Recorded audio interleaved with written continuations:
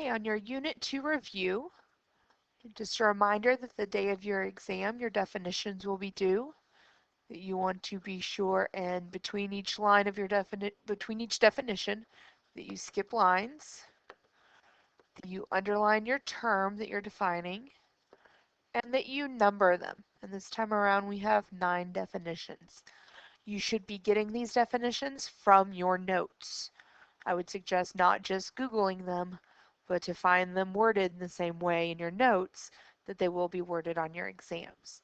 You do need to know these definitions for your test.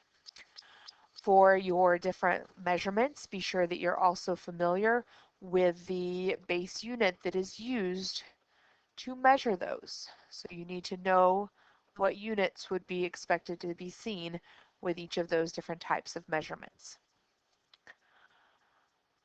For your significant figures, you'll have a few questions where you have to identify the number of sig figs.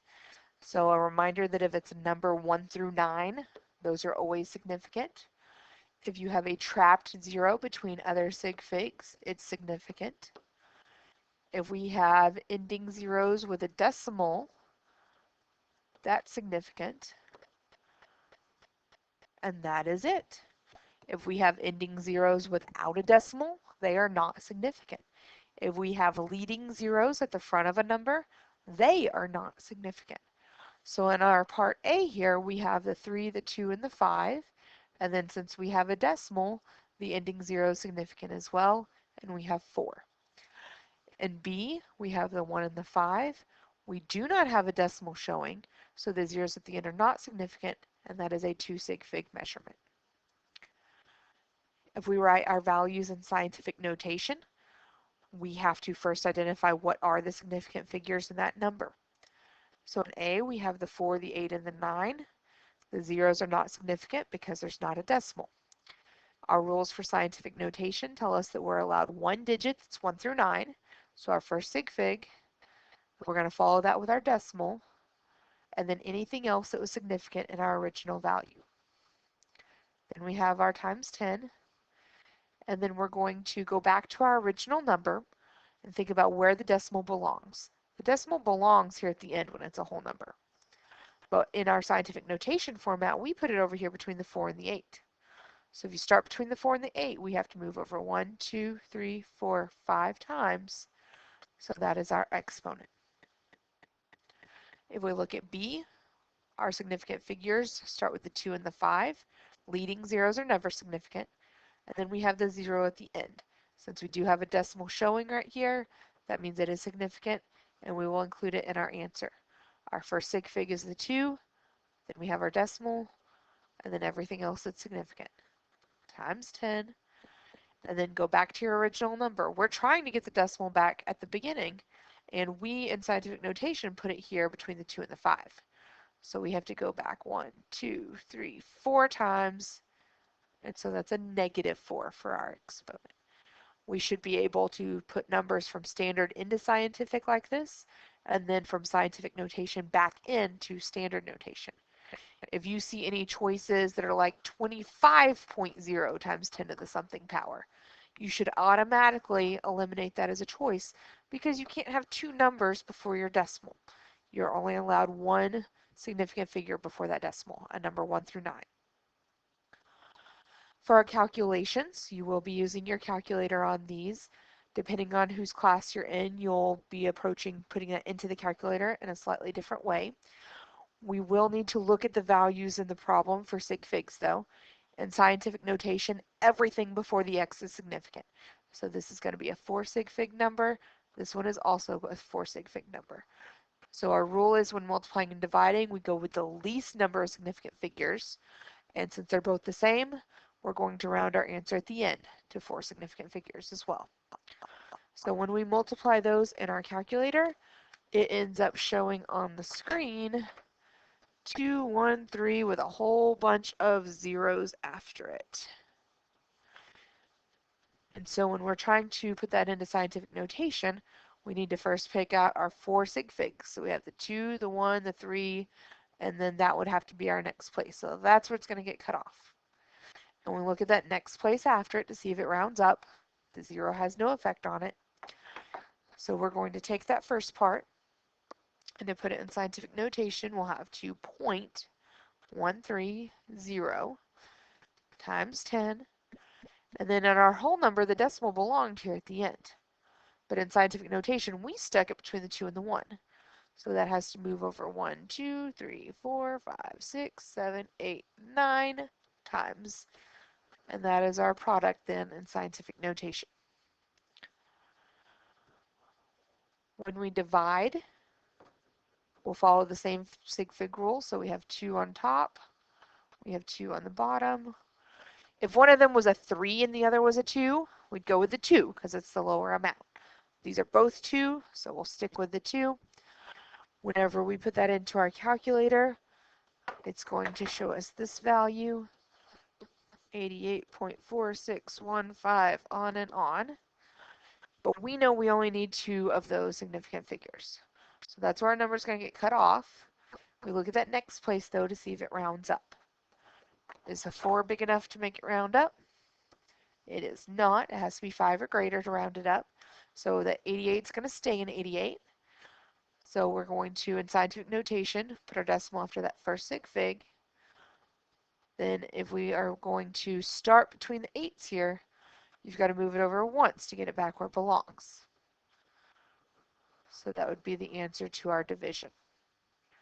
If you're using the TI graphing calculators to put numbers in scientific notation, you're going to be using that E key, or it might say EE, one of the two.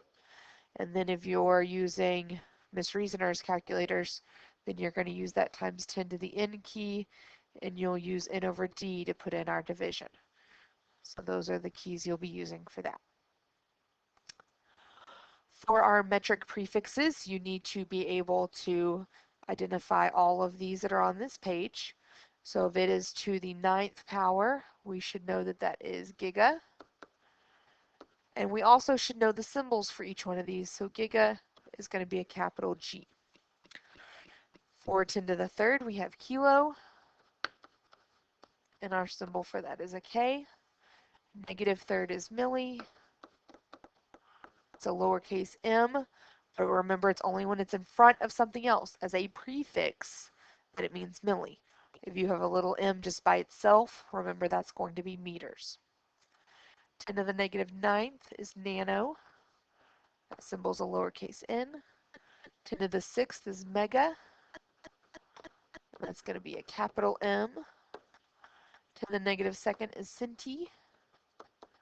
So that's a lowercase c. 10 to the negative 6 is micro. And that's the Greek letter mu that looks kind of like an M and a U combined. And then our negative 12 is pico. It just sounds small. And that's a lowercase p. So we're going to use these in order to carry out some metric conversions.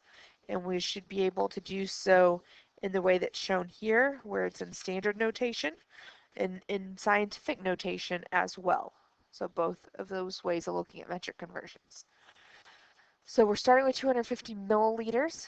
Milli means 10 to the negative 3rd.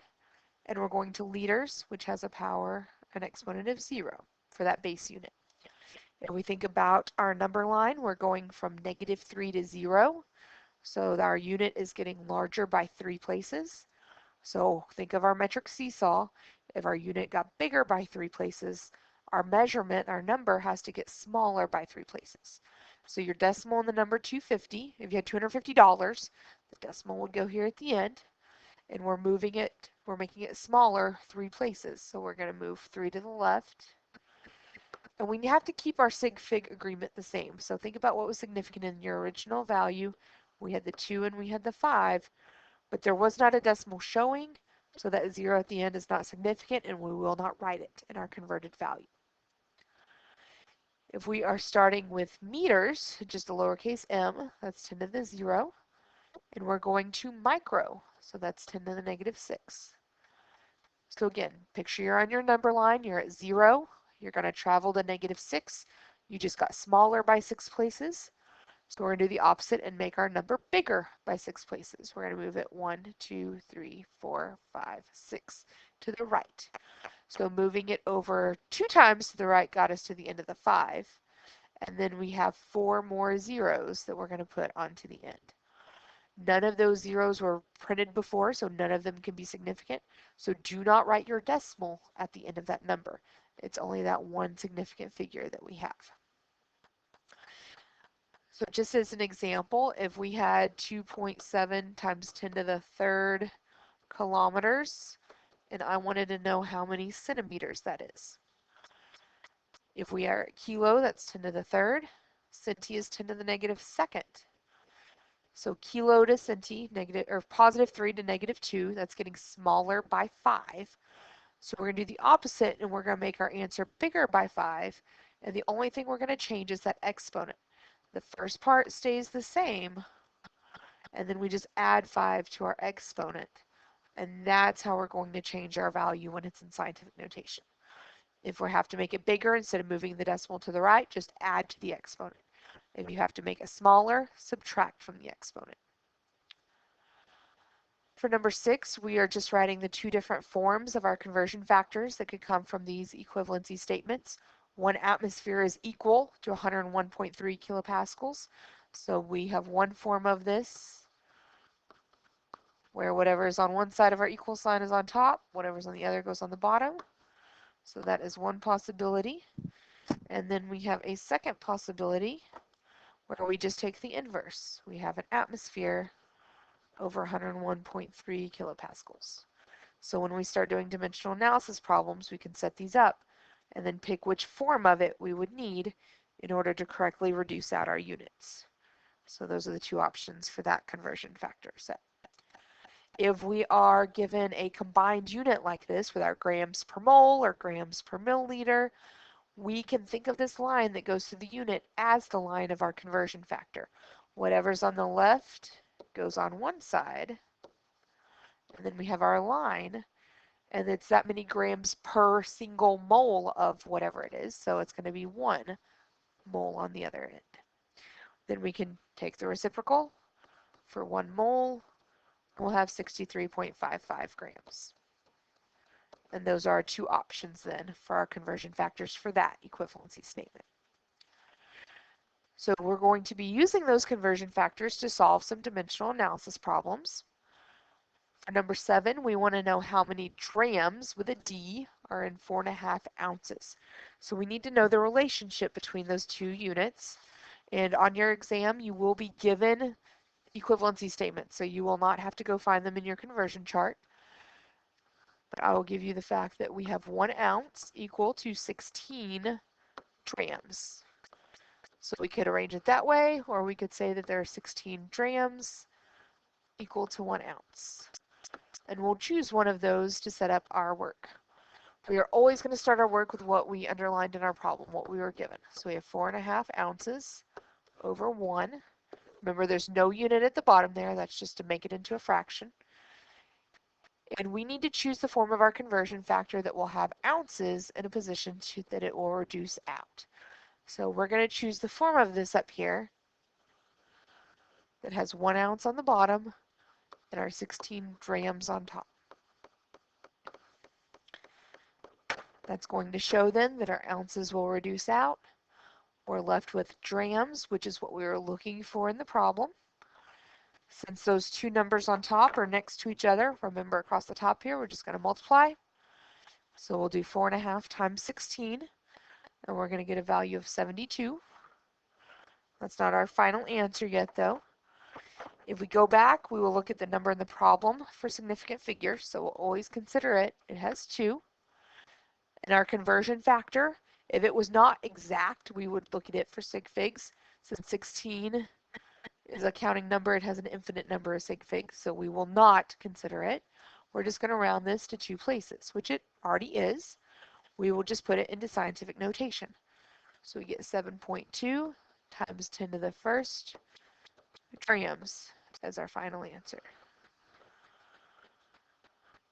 For number 8, we want to find out how many quarts are in 3.0 liters.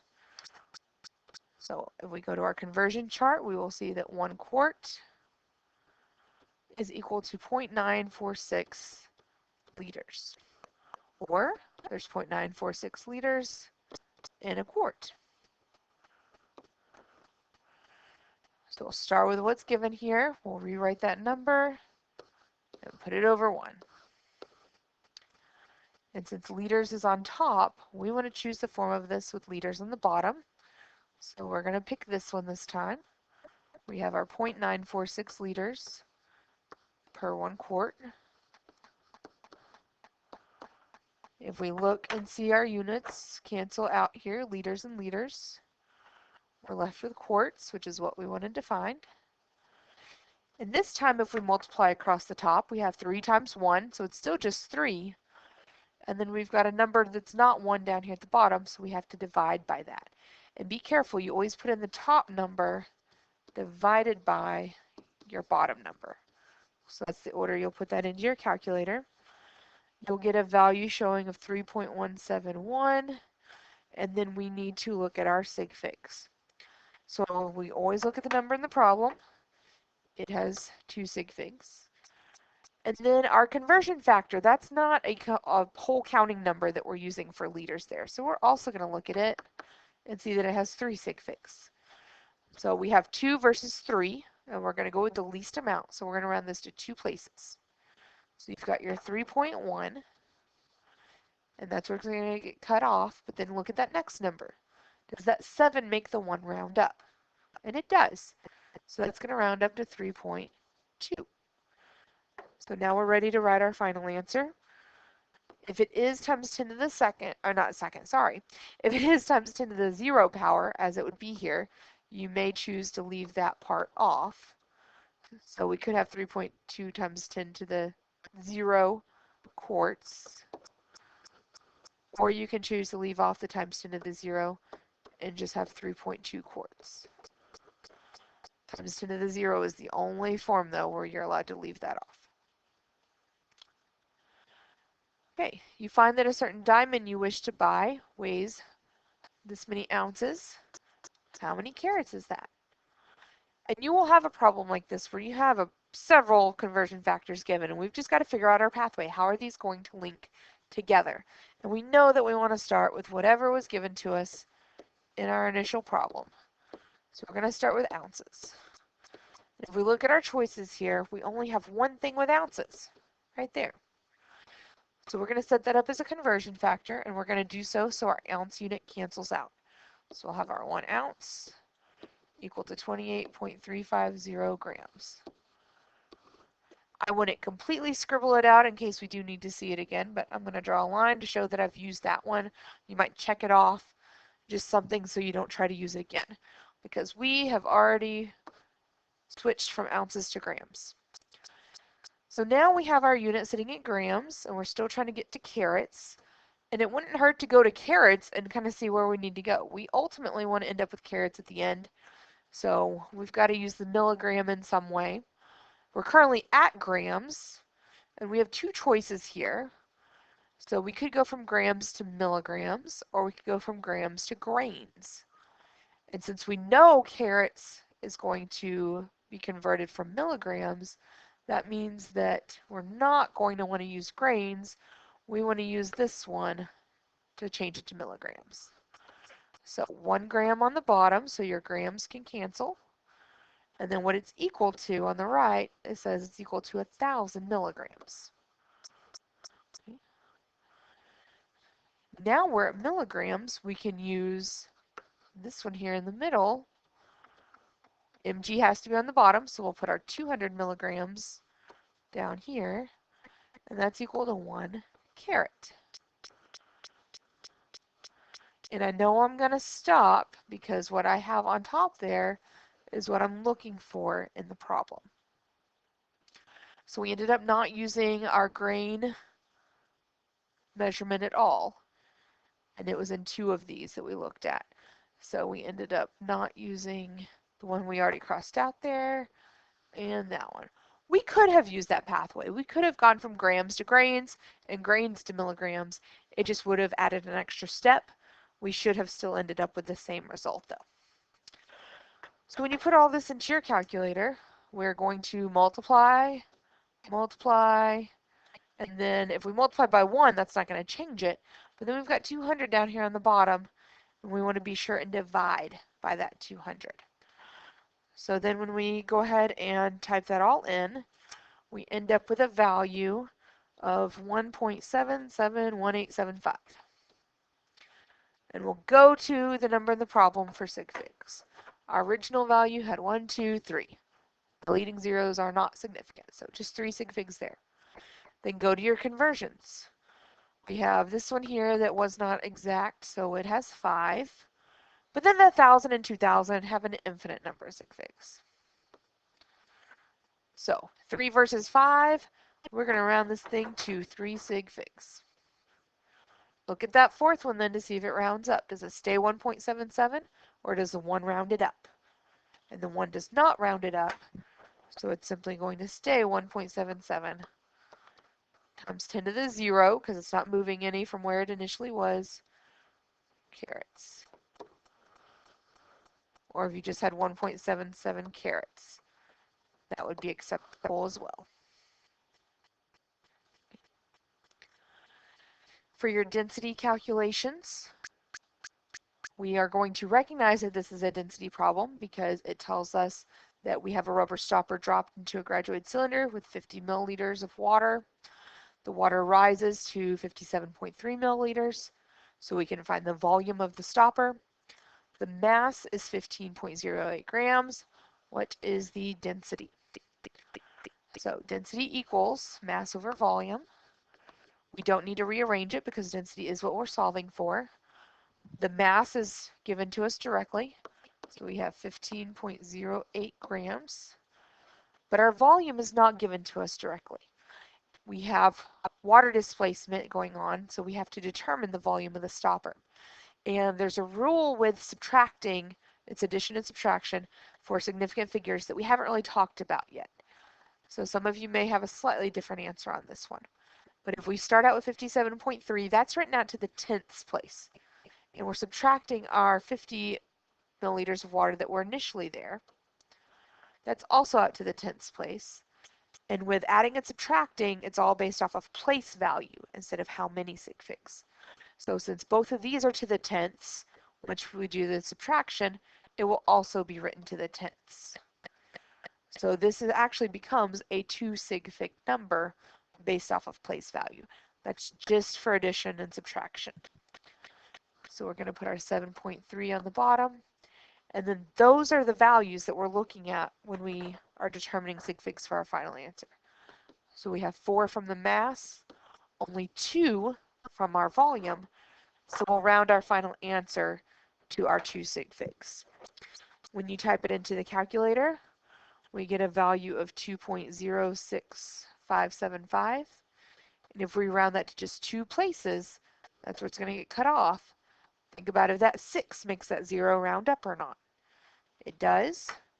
So we end up with a final value of 2.1.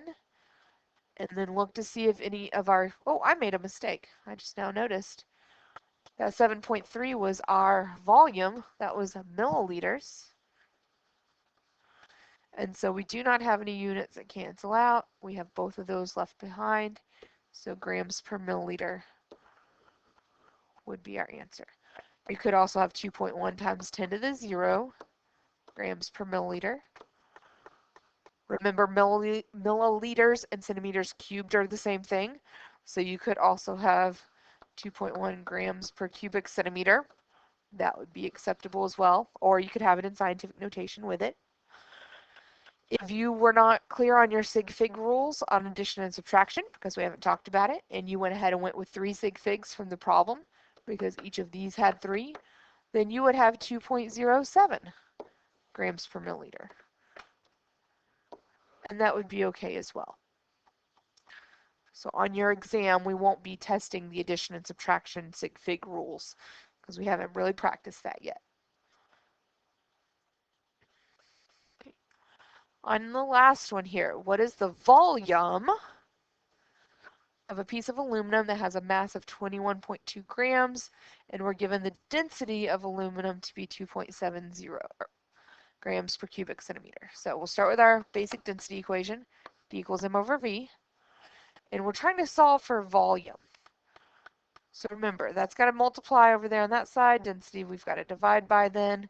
So our volume will be our mass divided by density. Our mass is given as 21.2 grams. Our density is 2.70 grams per centimeter cubed. If we look at sig figs, our mass had our 3 sig figs, and our density also had 3. So we're going to round our final answer to 3 places. We have our gram unit that reduces out. We're left with our centimeters cubed, and that is a volume unit. We could have had centimeters cubed, or we could have had milliliters, or we could have been asked to change that then into liters. So when we put that into our calculator, it's going to show us 7.8515. And if we need 3 places, we look at that 1 then to see if it rounds up. And it does not, so it just cuts off where we drew the line. So our volume for that piece of metal is 7.85 centimeters cubed. Or we could have 7.85 times 10 to the 0 centimeters cubed. So on your exam, just be prepared with your definitions, knowing what units we use to measure different types of measurements, knowing how to do our metric conversions using our metric prefixes, and then all the different calculations that we just looked at on the density calculations. Also be aware of the property of density, that it is an intensive property, that if we change the size of it, that it will not affect that property. It will still have the same density.